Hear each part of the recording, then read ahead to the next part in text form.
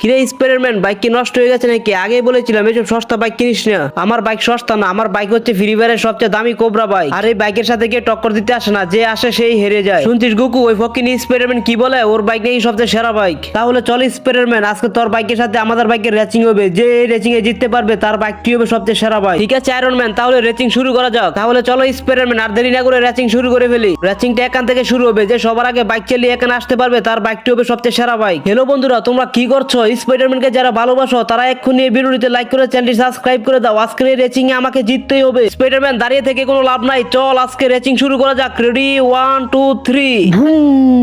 Spiderman, তুমি তো অনেক পিছনে পড়ে গেছো। আমি আগে বলেছিলাম আমাদের সাথে রেসিং করতে এসো না, কারণ আমাদের দামি বাইকের সাথে তুমি রেসিং করে জিততে পারবে না। তাহলে দেখ আয়রন ম্যান কে জিতে আর কে হারে।